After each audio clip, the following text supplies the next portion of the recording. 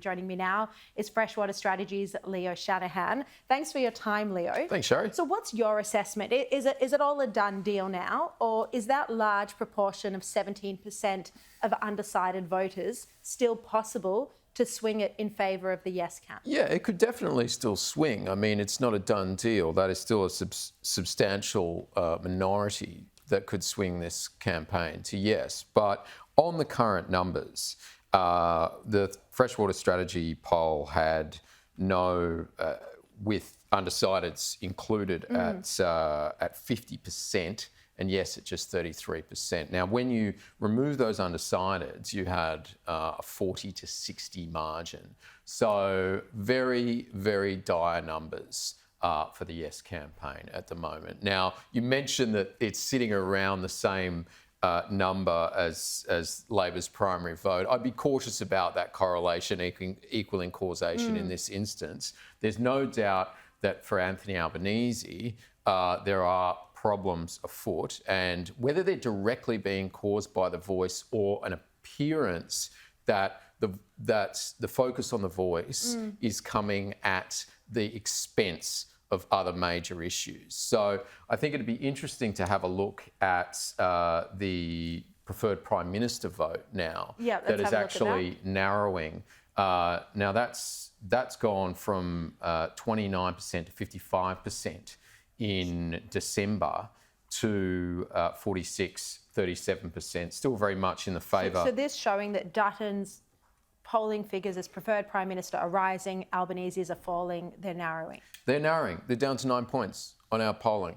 And that's pretty substantial over what's this been, a 9-month period. So as you mentioned, the primary vote for the coalition, they are ahead, 37 to 33. That's not actually a substantial change on our last poll. And 2PP, Labor's still ahead and would still win an election. In fact, they might even win an election based on distribution with more seats. I just want to pick up on something you said before. You said if you remove the undecideds, it's 40-60. So that's 60% voting no. Yeah, and there's 40%. So if you put to people, if you had to choose right now, which way would you vote? And it was about 40-60. Yes, but you'd still have undecideds in that picture who would still cast a vote. Now, if you remove them from this poll, yes, it's 40 to 60. But even on those numbers of including the undecideds, you've got a new low for us at 33%. And if you look at the poll of polls that Freshwater did on it back in May, Sharri, when we started to track that sentiment, it's particularly bad for the yes vote because you can just see the polls. And we'll pull that graph up now. So this is the graph showing all polls and how they're tracking. And so tell us what that says. So that just shows that all polls show that support for the voice is diving. The trend is clearly down. It has been crashing. So, you know, you'd think that on trajectory and on trends, where does the yes vote go now from here, only a couple of weeks out from the vote? So it is substantial worry. That doesn't mean they can't pull it out, and you'd never say never, but it is extremely concerning.